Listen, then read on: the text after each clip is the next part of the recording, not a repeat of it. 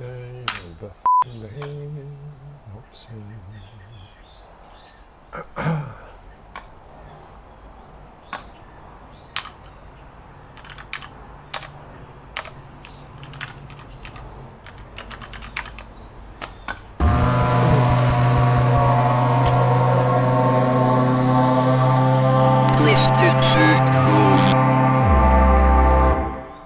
Greetings, Internet scholars. This is your Jesse Styles. Welcome to a very special edition of Twisted Signals, because today we are going to make the intro video for this channel. It's going to be a audio-reactive 3D text thing based on an awesome piece of sound that was generated by one of my former students, Joseph Sandler. This project is going to be fairly advanced. It is going to be using three-dimensional models, which we're going to deform using FFT analysis of audio. We're also going to use a couple third-party applications to do this. So all in all, this is like a pretty tricky project. Also, just a warning, one of the third-party applications we're going to use is Adobe Photoshop, which is not a free piece of software. But the demonstration we're doing would basically work on any 3D model. I just happen to be using Photoshop to generate the 3D model in this example. So let's start off by just checking out this piece of sound we're going to work with that Joseph made for us. I'm going to grab this sound file and drag it into an unlocked patch. And that gives us the playlist tilde object, which is a really handy object if really all you want to do is play sounds and maybe loop them. And I'm going to hook it up to a DAC. And let's play it.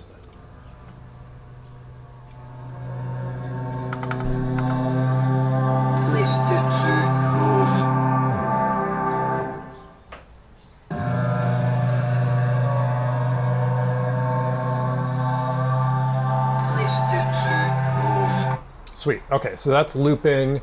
There's a lot of really interesting sound textures that are evolving over this piece of music. So the idea I have for this is that we're going to analyze the spectral shape of this sound using an FFT and use the spectrum to distort a 3D object. So the first thing I'm going to do is just make a 3D object that will be distorting. And to do that, I'm just going to use Photoshop to make a piece of 3D text. So let's make a new Photoshop project. Sure. And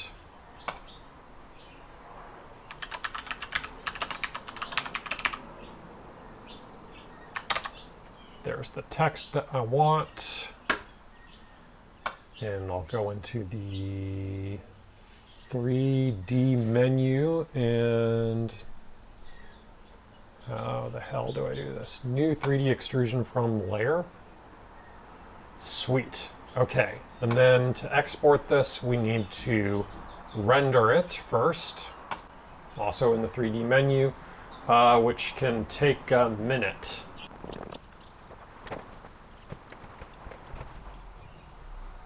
Okay, Photoshop rendered it, and then we can say export 3D layer. And I'm going to make a new folder for this project called TS Intro. And let's just call this object ts.dae. This is a 3D object type that Max can open.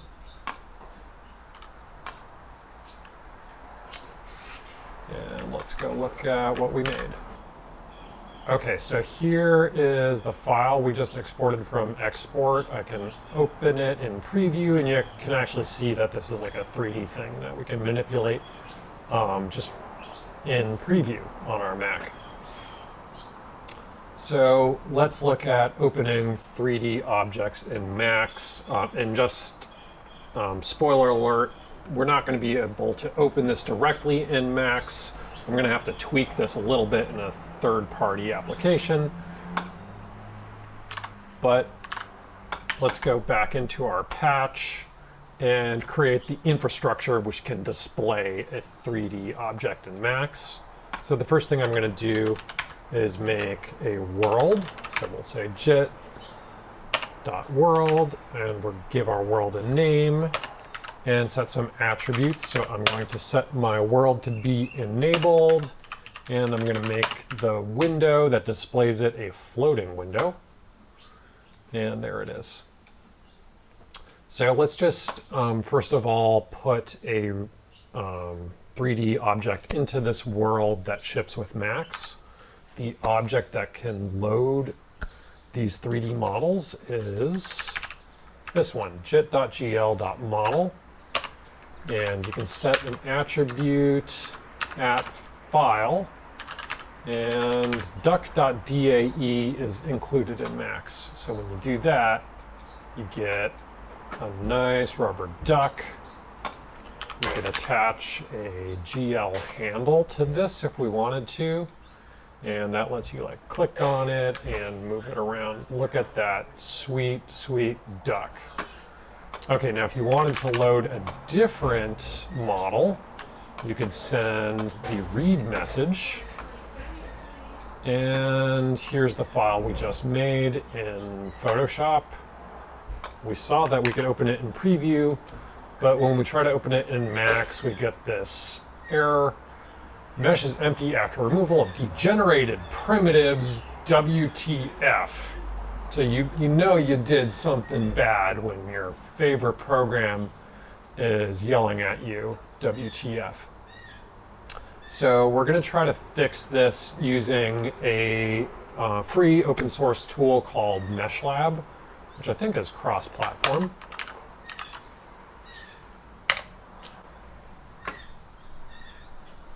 So in MeshLab, let's import a mesh. And let's find the object we just made. Okay, great. So there's the thing we made in Photoshop. Let's export mesh as ts2.dae. Whoops. And let's make it the same file type, ts2.dae. There's some options. I'm just going to click OK. And let's try to load that in Max. Okay, so that was fairly painless. We were able to just open it and then re-export it using MeshLab. And now we've got our nice 3D object here in Max. Let's save this Max project in the same folder. So I'm going to call this TS intro and save it in the same folder. Let me name this properly. So ts2.dae is the name of the file we're going to be using. Can Max find it? Sweet. Okay, because this patch is like saved in the same directory as that file, I could just directly load it using the file attribute. Let's look at a couple other attributes that we might want to do here. Lighting enable. Okay, that gives you some like lighting options in Max. All right, so that's a good start. The next thing I want to do is to be able to sort of deform this 3D object using an audio FFT. So the FFT is going to give us the level of energy across the sound spectrum, starting at low frequencies, moving up through the range of human hearing. We're going to analyze all those different bins of frequencies, and then we're going to use that energy level to scale different parts of this three-dimensional object, and the result will be this twisty, throbbing 3D object that obviously seems to be responding to the audio. So in order to do this deformation, I need to convert the sort of three-dimensional description of this object into a matrix so that I can do that math based on the FFT. So the jit.gl.model object has an attribute called matrix output. And let's set that to 1. When we do that, it's no longer being automatically rendered into our world because it is being spit out as a matrix. So if we want to see this in our world, we're now going to use this matrix to generate a mesh. So this is going to be the matrix output if enabled, and let's put it into the vertex array of this mesh. Let's set a draw mode for the mesh. Okay. And the handle, this is no longer a 3D object. This is now just creating a matrix. If we wanted to use the handle, we're going to attach it to the mesh. Also, if we wanted to do lighting at this point, we're no longer going to be lighting the model. We're going to be lighting the mesh. Okay, so we've got our 3D model. It's being output as a matrix, which is creating this vertex array, which we're passing into this mesh, and then the mesh is getting displayed in our OpenGL context. Let's look now at doing the FFT on our audio. Okay, so we want to put the FFT info into a matrix and then use that matrix to deform this object. So let's make that matrix. It's going to be jit.matrix, and then we can give it some arguments. So the first one is going to be the name, and then the plane count, and then the data type, and then the dimensions. So this is going to be a matrix named FFT with one layer of data. The data is going to be floating point numbers, and the size of this one plane is going to be 512 cells wide, 1 cell high. Now, here, let's just make a humble FFT object and set the number of FFT samples.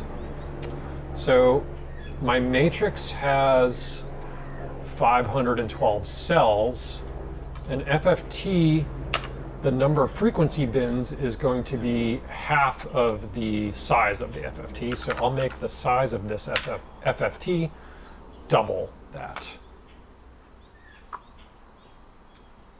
And let's just sum together the left and the right channel of our sound and put both of them into this FFT.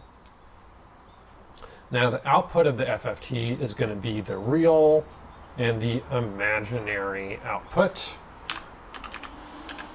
So those two numbers combined give you a coordinate in XY space, and that coordinate describes the amplitude of your frequency bin and the phase of your frequency bin. For the visualization I'm about to do, I don't care about the phase information, I just want the amplitude. I could get both of those by doing this, a Cartesian to polar coordinate conversion at audio rate, which is going to accept a real signal in an imaginary signal, and the output will be the amplitude and the phase. So let's give it the real and the imaginary, and then I'm just going to be using this output here, the amplitude. The third outlet on this FFT is going to be the index of the bin. So this FFT has 512 bins, and this signal is just going to be indicating which particular bin the amplitude is describing at any particular instant in time. And I want to put all that info into this matrix, so the object that can put an audio signal into a matrix is jit.poke tilde. Jit.poke tilde is one of these kind of crossover objects that can take like one type of max signal and convert it into another one. So it starts with jit and it ends with a tilde. So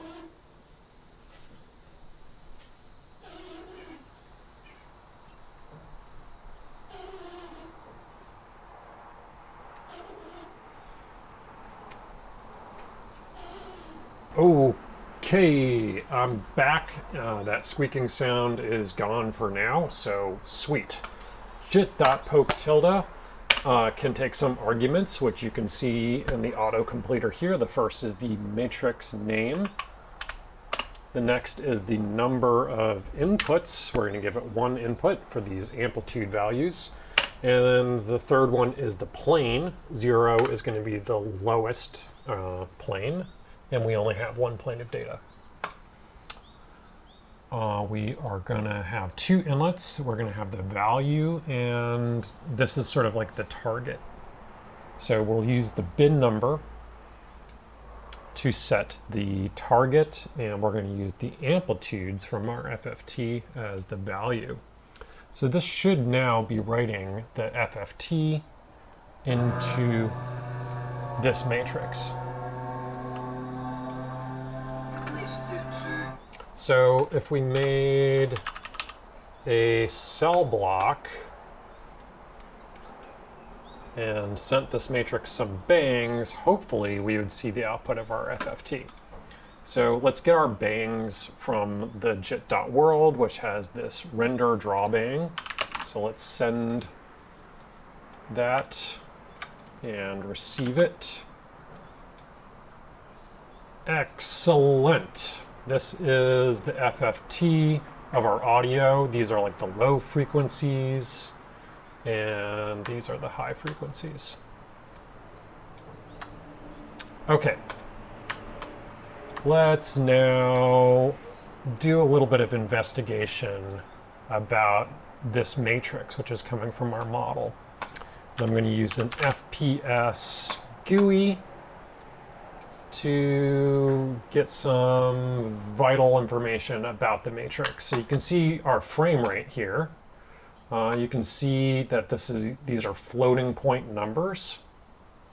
So they're sort of describing different aspects of the model, like its shape and color, using floating point numbers.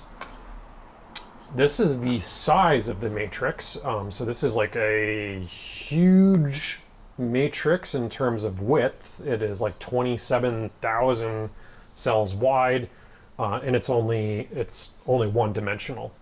So it's like 26988 by 1. And you can see it has 8 stacks of data that all have that same dimensionality. So the first 3 planes are going to be what actually describes the shape of this thing in 3-dimensional space. That's going to be the vertex information. And then everything after that is going to have to do with things like how to texturize this 3D object, if it has like a kind of color skin that you want to wrap around it. That's what the other planes of data are going to be. This is going to be a fairly simple approach to working with 3D objects. All I want is the vertex information. I don't really care about texture and other data from this. So to unpack the first 3 planes of data from this, I'm going to use jit.unpack. I'm going to ask for one output, and if I say at jump 3, it should pack together the first 3 planes of data. Good. All right, and let's just pass that into the mesh. Still looks fine. So if we wanted to just begin to experiment with manipulating the shape of the vertex array, we could just do some simple math on this matrix. So we made a JIT expression and specified an expression where it was the input in of 0, and let's make it bigger. We'll just multiply by 3. Theoretically, this is going to, yes, increase the size of this vertex array.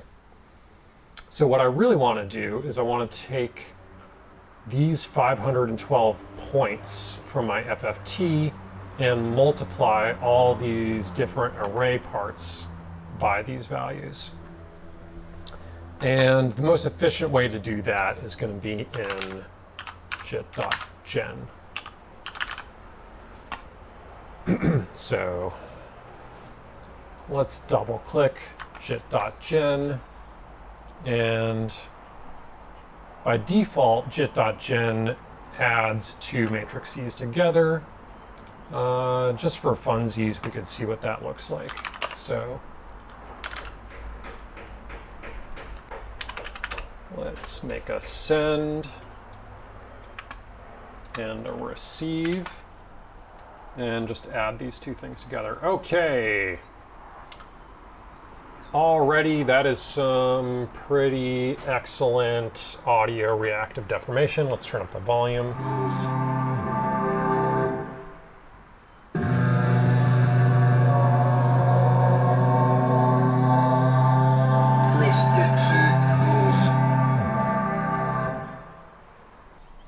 So if we want to get some better contrast from our output here, we could make the background of our world be truly black by changing the at erase color to black. That's our red, green, blue alpha. And our mesh, we could colorize this. Since all we're giving it is a vertex array, I think we can make it pure white like that, and that gives us a little bit better contrast. Okay, so now let's make this jit.gen do something that's like a little bit more specific and gives us more control. So instead of adding these 2 matrices together, let's multiply them. Okay, so the vertex array is now reacting to sound, where everything is getting exploded out in 3-dimensional space. And let's give ourselves some control over that by multiplying this by a parameter. So let's say param amount, and then give it some initial value like 0.5, and our FFT matrix will get scaled by that. So this should now, if we right click on it, our attribute inspector can see this new attribute amount, and we could set it to like 0, and everything would get zeroed out, and then we could scale it. That's scaling it by -18. Scale it by 1. All right, and then I want to also add a offset value to this. So let's add another parameter called offset, and shall give an initial value of 0. And then I can put another attribute inspector on my jit.gen, and we can now set this offset. Great, so now we can kind of like zoom in using offset, and we can scale this distortion factor using amount. Oh, I want to do a trick on the FFT. You can see that one side of this object is getting distorted quite a bit more than the other. This is because the FFT is going to be a little bit more responsive to low frequencies than high frequencies. So one trick I sometimes do is just multiplying the amplitude value by the bin number, so my higher bins get kind of scaled up. Let's see if that makes it a little more flat looking. Okay, yeah, that gives me a better kind of overall distortion factor.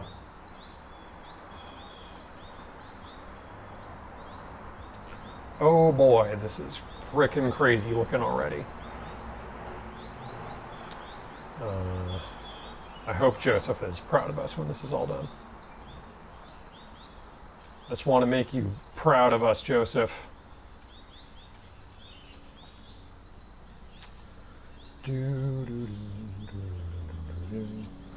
All right, let's turn on the audio and just see how this feels at this point.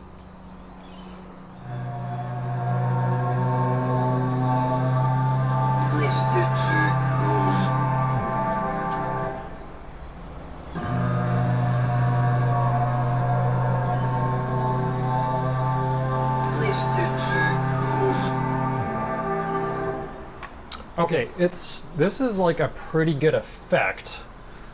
What I would like to do next is just sort of be able to have some control of these parameters over time based on things that are happening in the music.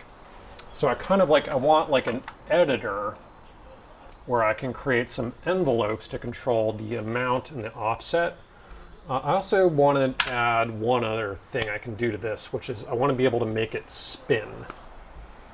So to do that, I'm going to use an object called jit.anim.drive that can do things like turn, move, and grow. So let's try this message. Turn 010. Let's attach this to the mesh and send the message. Okay, so that is making the object spin. I assume these numbers are kind of like X, Y, Z speeds. So if we wanted to play around with them, we could use a POC object and then put in 3 floating point numbers and just try sending some floating point numbers into the 3 rightmost inlets to see what these do.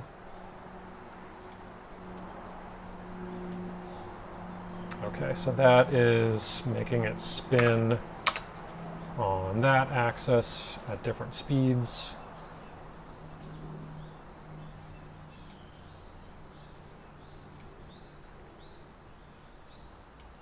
Okay, cool. So these are going to give us just like rotational speed controls. I wonder, is there any way to like reset the view?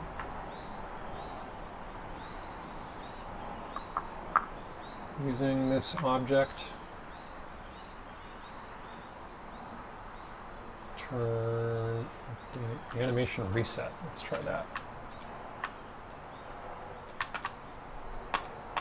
That didn't do jack. Let's look at the help file.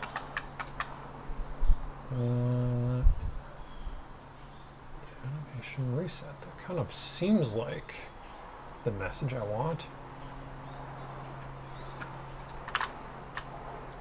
But in the example, they have passed it into both of these objects. Oh, okay. So if I send anim reset to this animation object plus the mesh, it's going to recenter it. That'll be helpful for the animation purposes. One last attribute I'm going to send to the mesh is auto normals. I'm going to set that to 1. And that's just making the 3D object render a little better in terms of the lighting, because I don't think it's getting normals from our model. We're just getting the vertex array. So auto normals sort of makes this reflect light in a way that just makes a little more sense visually. Okay, so now let's add some animation control to the parameters that we want to automate over the course of this piece of music. Those parameters are the offset, the amount, and then these sort of three-dimensional rotation factors. Plus maybe we want to like automate this reset button to make our object snap back into the center orientation.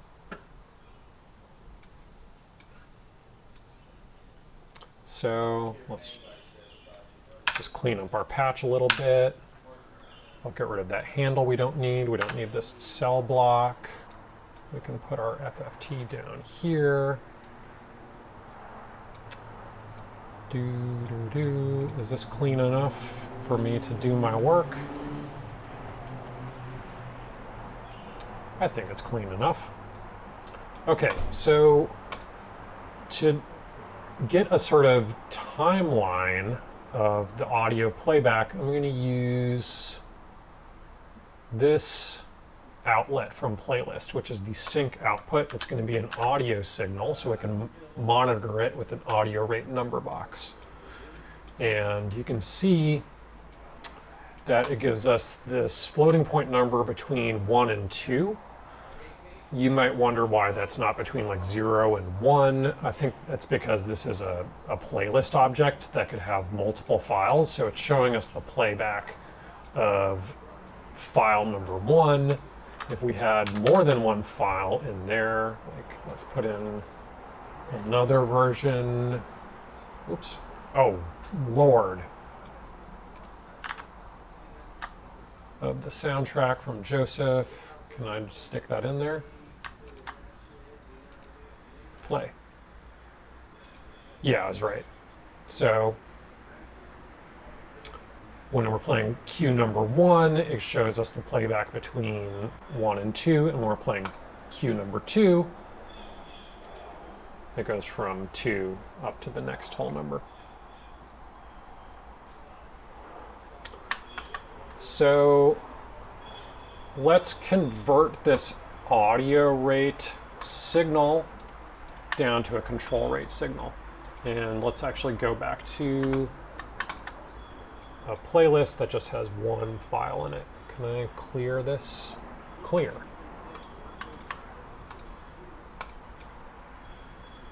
Uh-oh. What's happening?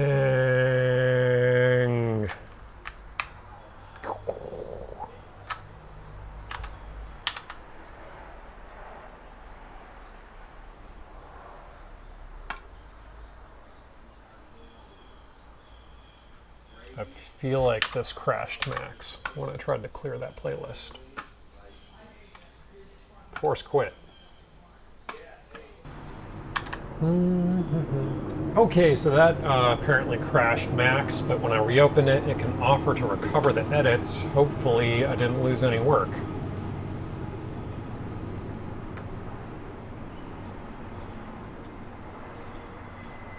Okay, yeah, that's where we were. So I'm just going to make a new playlist object with my sound. So there is our stereo sound file, and we're going to send both channels into the FFT, and we're going to use the sync output for animation. Let's turn on audio and loop the sound.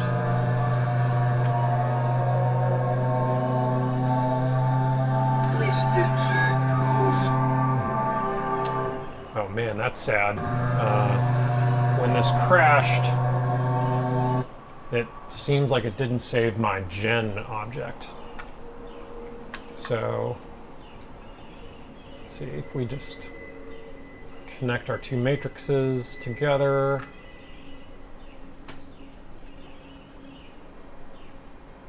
Yeah, we're back to doing just the basic addition.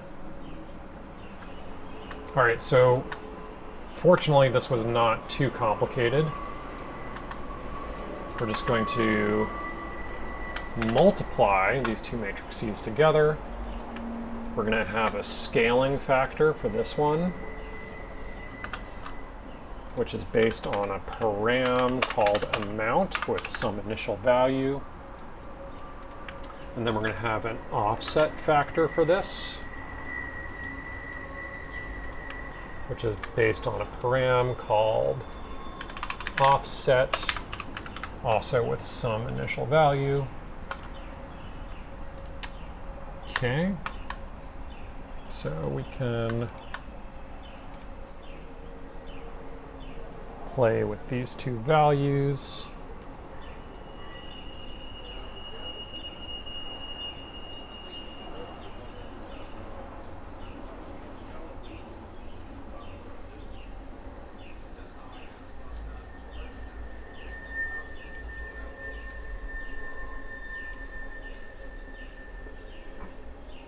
Okay, and then does this make it rotate still?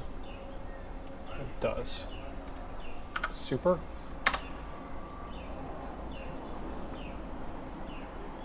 Reset.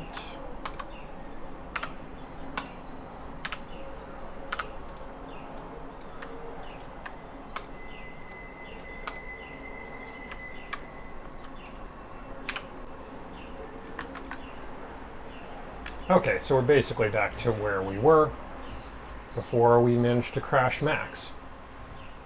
Let's go ahead and save. Okay, I want to convert this audio rate signal into a control rate signal. And the object that does that is snapshot tilde. We give it an audio signal, and then when it receives bangs, it converts them into control rate. So there's a control rate playback signal. Let's do an expression and just subtract 1 to make this go from 0 to 1. Great. And let's make an object where we can draw some curves to automate these parameters here. So I'm going to use an object called iTable, and let's look at the inspector for this. The range is going to be the range of possible values we can put in this table. So let's make it 0 to 100, and this is going to be like the length of the table. And let's just, for the sake of simplicity, make that go up to 100 as well. So you can now draw curves inside this table, and we're going to use this to play back the values from this curve. So this goes from 0 to 100. This number is ramping from 0 to 1. So why don't we just use a scale object? We'll say scale 0 to 1 as the incoming range, and then output 0 to 100 as integers to play back this table. And hopefully yeah, you see our curve being played back. So that's kind of going up in a straight line over the course of this piece of sound. And if we played different kind of curves, you would see those different curves. So that one starts high and then dips low and comes back up. So now we could sort of begin to animate these parameters that we want to use for visual controls. So the amount parameter, let's sort of see what the different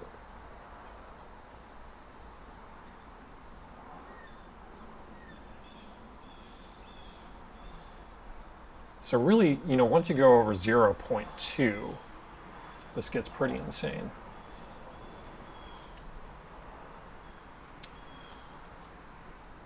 In fact, it's so crazy, I might actually just go back here and take the output of the FFT and just scale it down so that we can use a more reasonable range of numbers.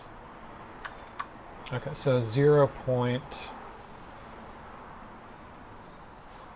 Yeah, when we get up to 1, our vertexes are really flying the F around. When we get down to 0, there's no scaling happening at all, and then we can just sort of use the offset to zoom in and out.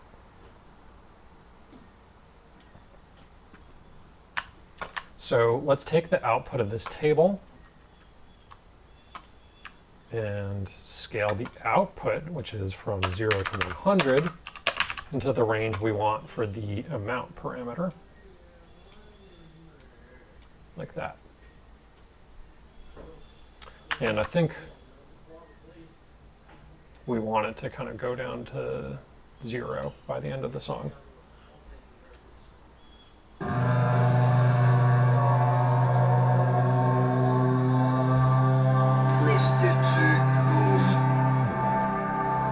I think we could actually have a lull in the middle.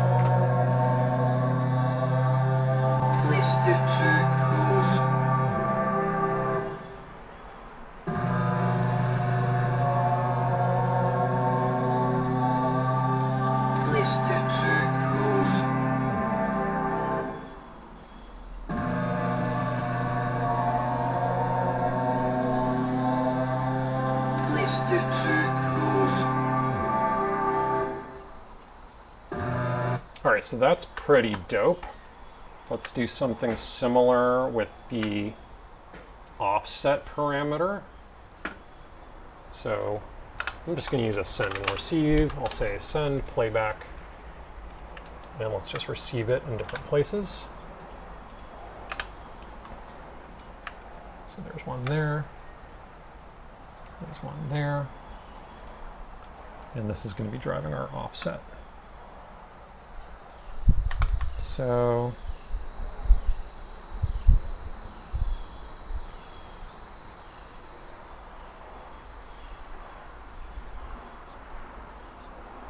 we could start with a big offset that comes down and then does like a zoom out at the end. We did that.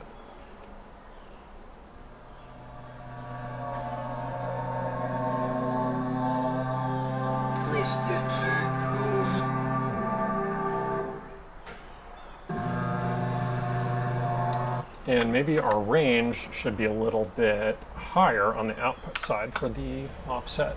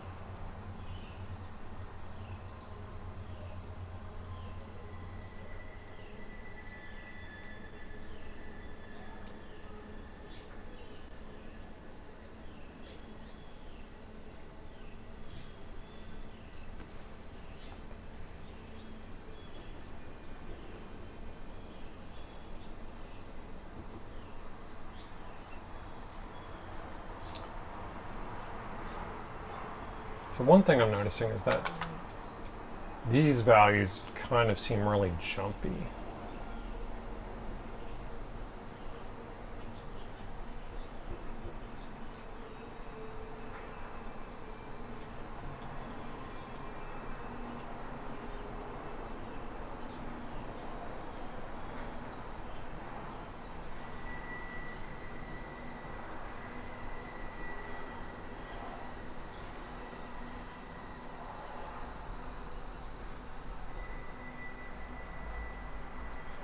So maybe we could smooth them out by just using a slide object.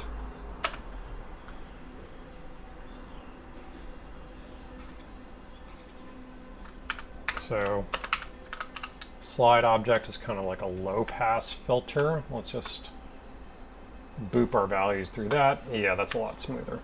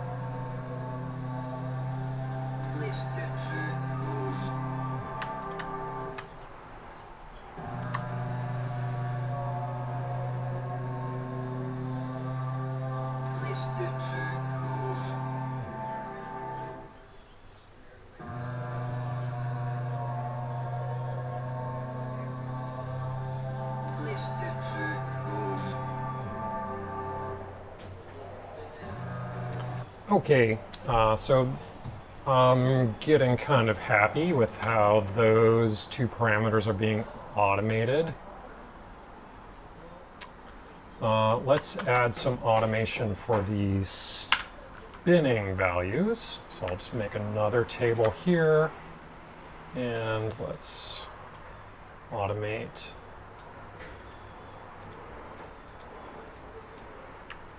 this spinning speed.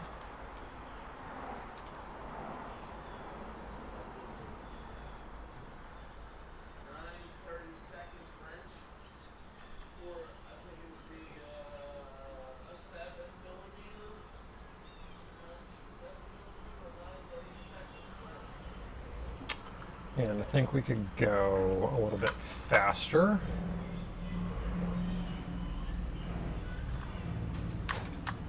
So let's just start with a fast spin that comes down.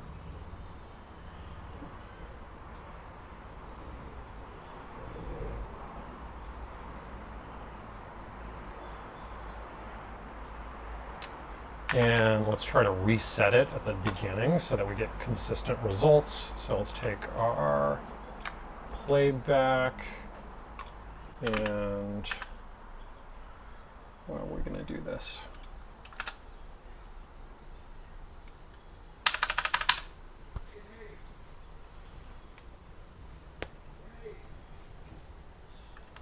Let's say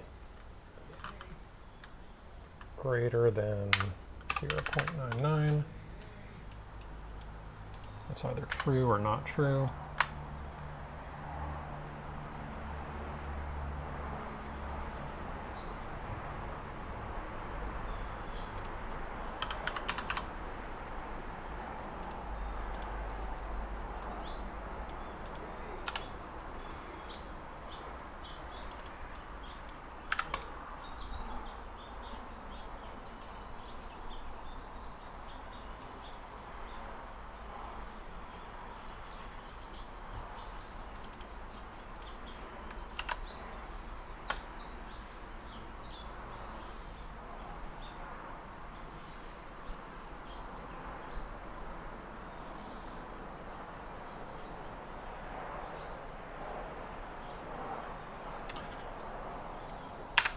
Okay, to reset the animation part of this, we're going to receive our playback between 0 and 1, and we're going to ask it, is this value less than 0.5?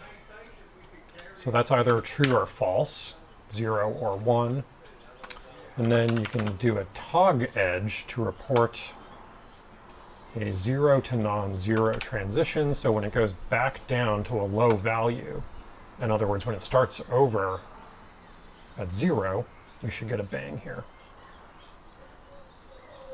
So we use that to reset the animation.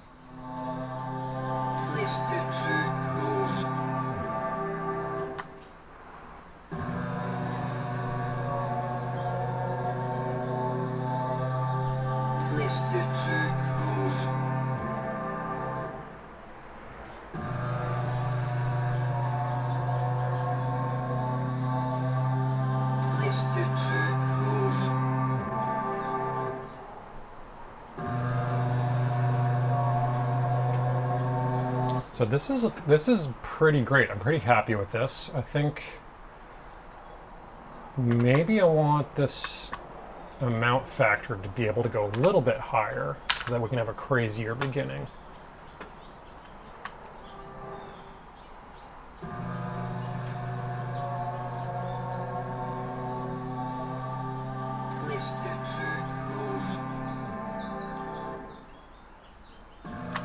Yeah, that's nice. And maybe we could make it spin faster.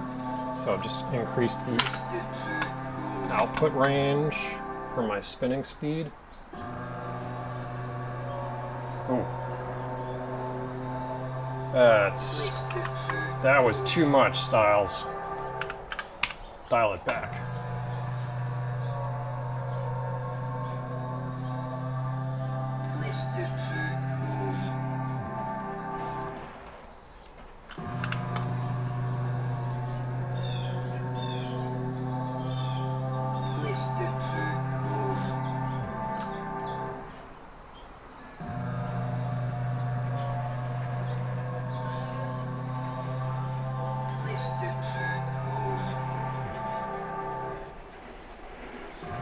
Interesting.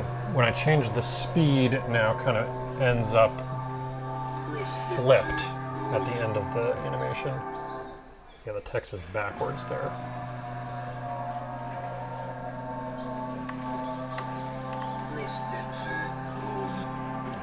If we just change the curve a little bit.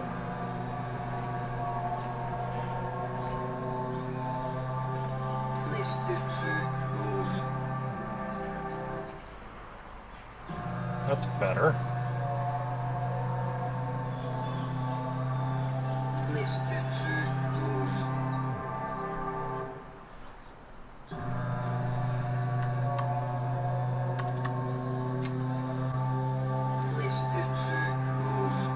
Let's make everything a little bit smaller by just multiplying the output.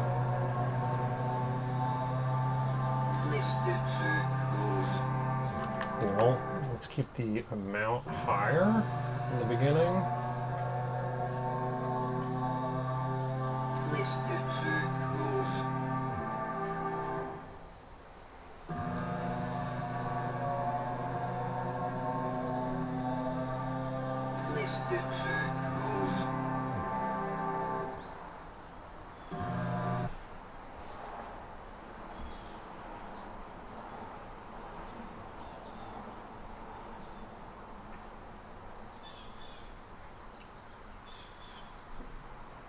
Yeah, all right. I'm pretty happy with this. So now we just want to record the output. So let's look at recording the output from a Jitter world. To do this, we want to add an attribute to the world, which is going to be output matrix, and set that to a 1. When we do that, the leftmost outlet of this is going to show us the output as a regular jitter matrix that we can record. And let's just get some stats on this with an FPS GUI. So we're getting a pretty good frame rate. If it's above 30, that's quite good. Let's look at the resolution. So this is 640 by 480. And if I were to change the size of this window, it's going to affect the size of our output here. So if I want to get like a nice HD video, I might want to specify the size specifically. So 1920 by 1080, is that what like HD video is now? 1920 by 1080.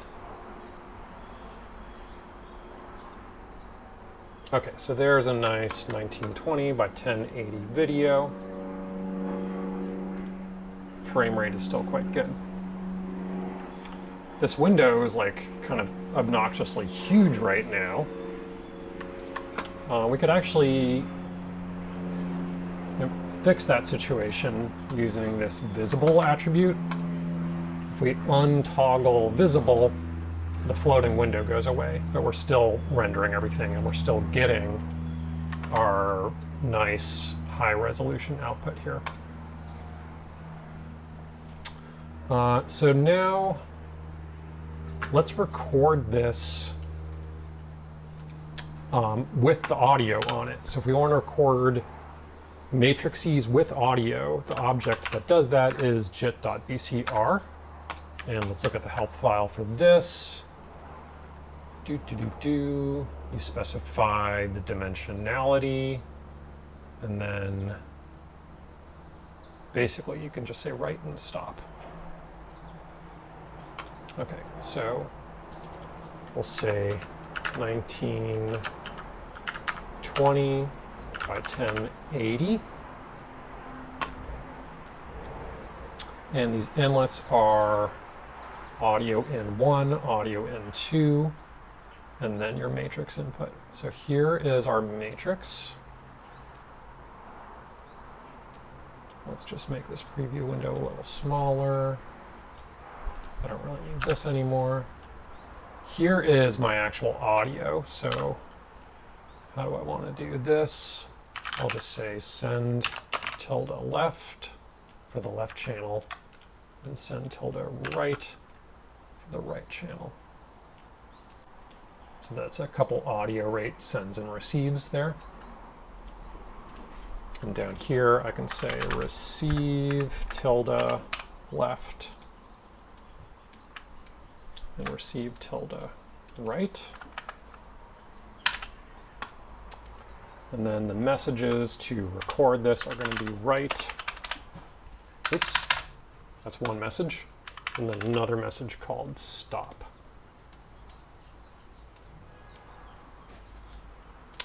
I'm going to look at the help file one more time.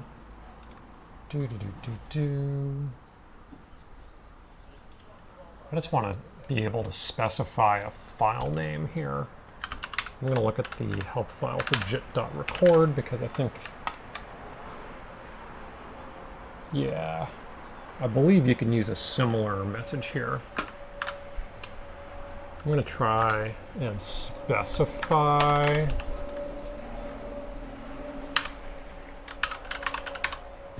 the name of the file that I record.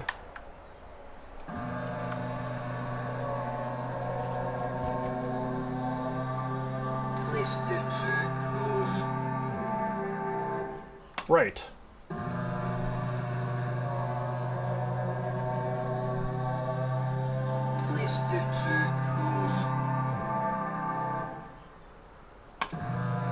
Okay.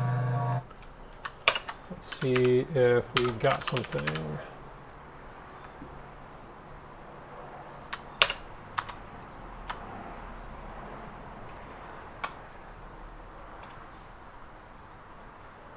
No. Did we get an error message? Weird. Huh. Maybe it didn't like having this. let's do another quick test. Write, okay. We're just going to use write and stop. So write prompts me to actually save a specific file with a .mov file suffix. So I'll call it tsrecord.mov, and we're now recording. So let's turn up the audio, and we'll get one pass from the beginning.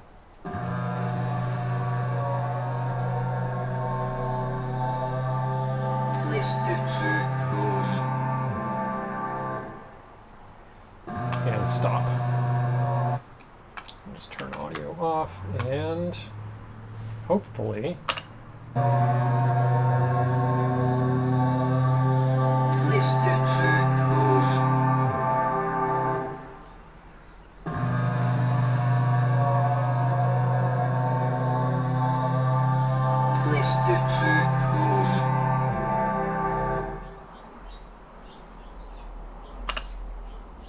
okay, so I don't know, I'm pretty psyched about that. Maybe I'll tweak it a little bit in Adobe Premiere if I want to make it a little brighter or something like that. But I like how audio-reactive it is, and it feels like it was really animated specifically to this piece of music that Joseph made for us, because it was. We used these tables in Max to drive all those different parameters over the course of that sound cue. So thank you for joining me for this fairly complicated lesson on how to distort a 3D model using an FFT in Max, how to animate some of those parameters over time based on audio playback, plus a little bit of tweaking we had to do in some third-party applications to make the 3D object that we used openable in Max. I'll see you later.